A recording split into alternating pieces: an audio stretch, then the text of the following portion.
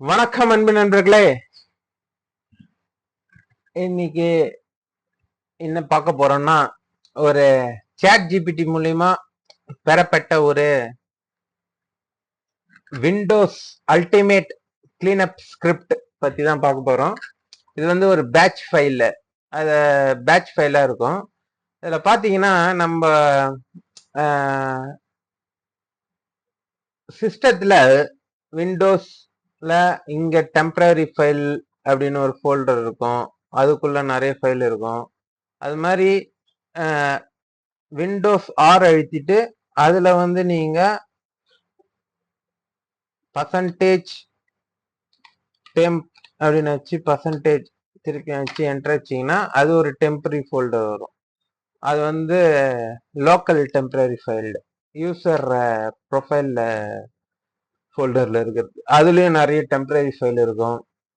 அது மாதிரி நிறைய டெம்பரரி ஃபைல். அதே மாதிரி விண்டோஸ் அப்டேட் வந்துச்சுன்னா அந்த அப்டேட்னுடைய இதெல்லாம் இருக்கும். இது மாதிரி பாத்தீங்கன்னா நிறைய இருக்கும். இப்ப வந்து இந்த ஒரு 100 ஜிபி இந்த ஓஎஸ் இதுல ஒரு 86 88 ஜிபி வரைக்கும் இருந்தது. நான் இந்த ஸ்கிரிப்ட் பயன்படுத்தி தான் இது பண்ணேன். அத பாருங்க. நான் வந்து இத டிஸ்கிரிப்ஷன்ல கொடுக்குறேன். டவுன்லோட் பண்ணி செக் பண்ணி பாருங்க. ஆக்சுவலா இதுல இருக்கிறது எல்லாமே சேஃபஸ்ட் தான். இருந்தாலும்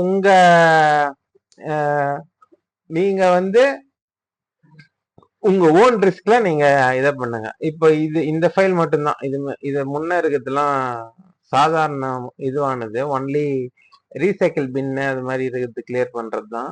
இது வந்து பாத்தீங்கன்னா இப்போ ரீசைக்கிள் பின் கூட இருக்குது பாருங்க. இதுல ரெக்கார்டிங்னு ஒரு இது இருக்கு. இப்போ நான் இந்த கிளீன் அப் ஸ்கிரிப்டை ரைட் கிளிக் பண்றேன். ரைட் கிளிக் பண்ணி ரன் ஆஸ் அட்மினிஸ்ட்ரேட்டர் அப்படின்னு இருக்கு பாருங்க. அது கொடுக்குறேன். கொடுத்தா do you want make changes to device கேட்கும். எஸ் கொடுத்தவொடனே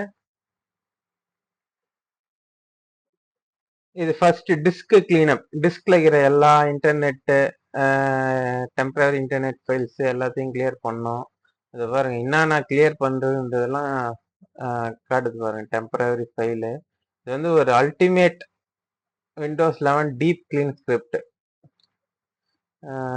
கேட்சி, தம்ப்நெயில் கேட்சி எல்லாத்தையுமே லாக்ஸ், விண்டோஸ் லாக், டெம்பரரி, அப்புறம் பேக்கப், ஓல்டு ஃபைல் அது மாதிரி இருக்கிறது, ஹைபர்னேஷன் ஃபைல் எல்லாமே.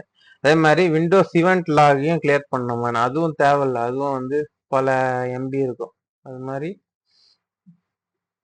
கேட்கும். ஆக்சுவலா விண்டோஸ் ஈவெண்ட் லாகல்ல வந்து ரெண்டு வந்து ரொம்ப ப்ரொடெக்டட். இதை பாருங்க.